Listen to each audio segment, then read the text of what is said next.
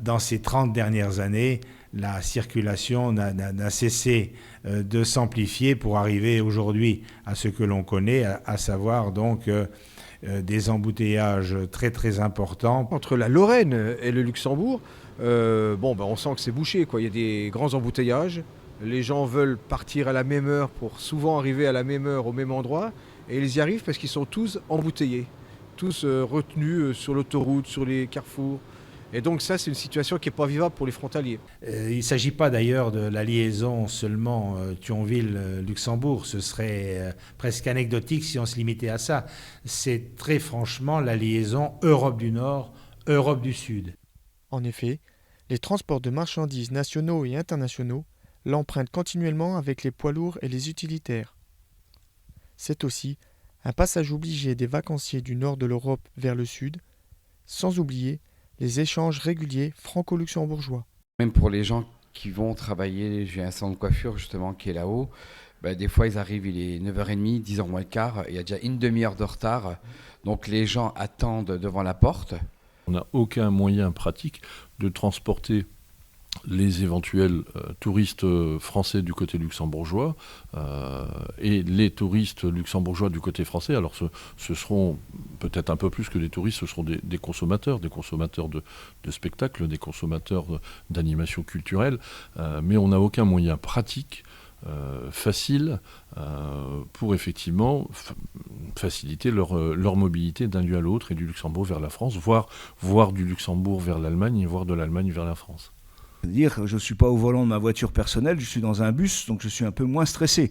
Par contre, en termes d'accès à leur lieu de travail, et Dieu sait qu'il y a nombre de frontaliers aujourd'hui, ça n'améliore strictement rien, parce que les bus, ils sont comme les autres dans les bouchons. Toujours 2 heures d'attente pour traverser 20 km. Les hommes se déplacent sur les voies de communication, principalement pour le travail, mais aussi pour le commerce, les services, l'industrie, la santé, l'éducation, le tourisme, la culture, les loisirs, le sport. Mais ces échanges réguliers entre la France et le Luxembourg génèrent des conséquences multiples. C'est beaucoup d'énervement pour les gens, c'est beaucoup d'argent dépensé pour rien, moteur au ralenti, accélération, freinage. Le matin, je vois pas ma famille, quand je rentre, je vois pas ma famille, je passe les 3/4 du temps sur la route.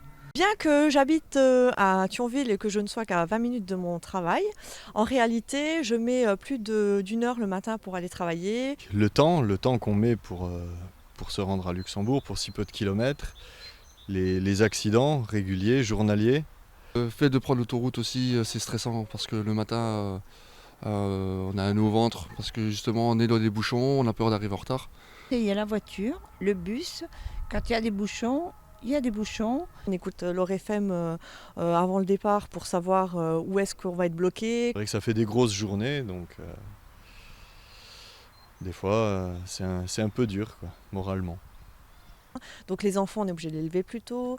Du coup, on passe une mauvaise journée parce qu'on est stressé. Pareil pour le soir. Je passe beaucoup plus de temps sur l'autoroute, donc je passe beaucoup moins de temps avec ma famille. Donc après, toutes les conséquences, la douche, les repas, on les voit très peu. C'est de la fatigue, c'est de l'insécurité, c'est du mal-vivre, c'est du stress, et puis c'est des dégâts sur l'environnement. Ces conditions génèrent de plus en plus de pollution, des routes qui se dégradent rapidement, sans compter les accidents et les conditions climatiques.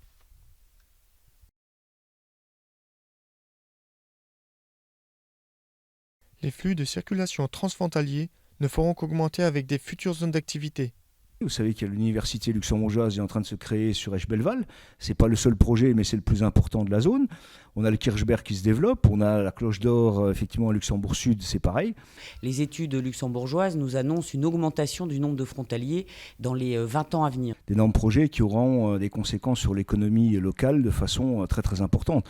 Alors il y a d'abord les projets du côté-ci de la frontière, c'est du côté français, Terra-Lorraine. Donc ça va amener dans un premier temps au moins 3000 emplois nouveaux, avec un objectif à terme de 10 ans de plus de 30 000 emplois. On a les travaux sur Europort. Donc il est important qu'on puisse pas uniquement réfléchir à ça, mais qu'on puisse trouver rapidement là des solutions. Tout ça, ça va très bien pour l'économie. Le problème, c'est comment va-t-on d'un point A à un point B ?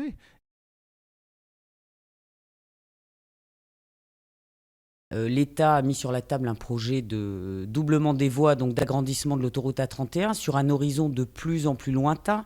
On était sur 2025, on parle de 2030 aujourd'hui. 3e voie d'autoroute. Les inconvénients.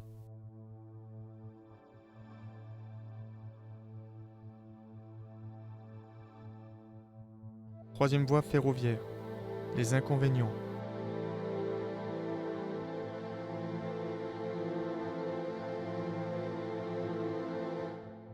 Bande d'arrêt d'urgence. Les inconvénients.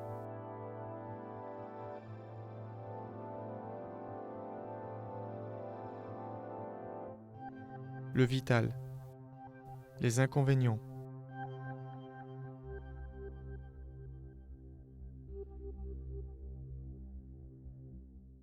Je crois qu'il nous faut effectivement réfléchir à une façon nouvelle d'envisager la prise en compte de la circulation automobile. L'idéal, ce serait vraiment d'avoir un moyen de transport beaucoup plus simple, plus avantageux pour tout le monde. Ce qu'il faut surtout, c'est des sites propres. C'est-à-dire se dire, voilà une voie qui est dégagée et qui permet à des personnes qui sont rassemblées d'arriver, d'être acheminées par un site propre. À un moment donné, il a fallu se poser la question de que pourrait-on faire d'autre pour essayer de solutionner ce problème. Donc on aimerait bien qu'ils trouvent une solution durable et efficace, et qui nous permette justement de partir sereinement et puis de pouvoir travailler sereinement également.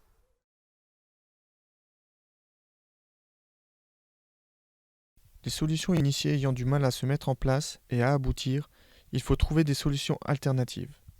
Ce qui est sûr, c'est que ça doit être rapide, ça doit être pratique. Faire en sorte qu'on puisse prendre des décisions et trouver le mode de transport idéal, ou au moins un mode de transport idéal qui va décongestionner la région. Il faut raisonner également en n'oubliant pas l'aspect environnemental. Il faut prendre en compte l'aspect technique, technologique, ne pas craindre éventuellement d'utiliser des technologies très nouvelles. Quand on regarde si dans un même lieu on met 50 à 60 personnes dans un transport collectif sur un site propre, à la vitesse où ils sont acheminés, ça fait plusieurs systèmes comme ça fait de nombreuses voitures qui sont enlevées de l'autoroute, et ça permettrait d'une meilleure circulation. Les idées sont le téléphérique,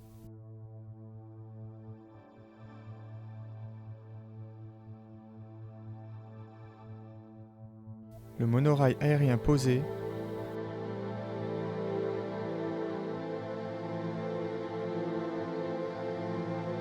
le monorail aérien suspendu,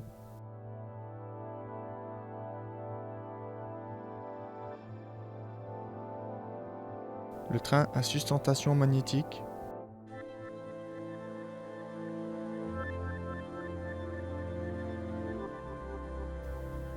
ce tableau permet de voir les avantages et inconvénients des différents modes de transport.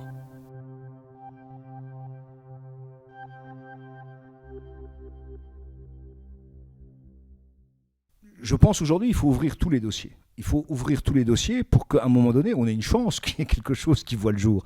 Parce qu'à force de dire qu'on est saturé et qu'il n'y a rien qui bouge, il n'y a vraiment rien qui va bouger, quoi. Et l'avenir, il est effectivement un tout petit peu bloqué à ce niveau-là. Donc oui à toutes les initiatives. Bon, et avec le monorail, ce sera quelque chose de plus rapide. Il n'y aura pas d'attente. Je veux dire, pour nous, c'est important.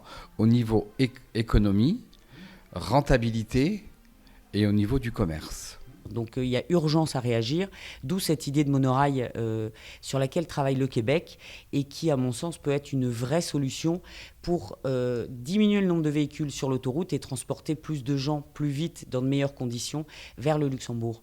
C'est qu'enfin, nous mettions, et le plus rapidement possible, les acteurs du sillon mosellan, mais les acteurs luxembourgeois, voire allemands également, autour de la table pour en discuter. Et ensemble, nous déciderons du meilleur moyen pour le faire.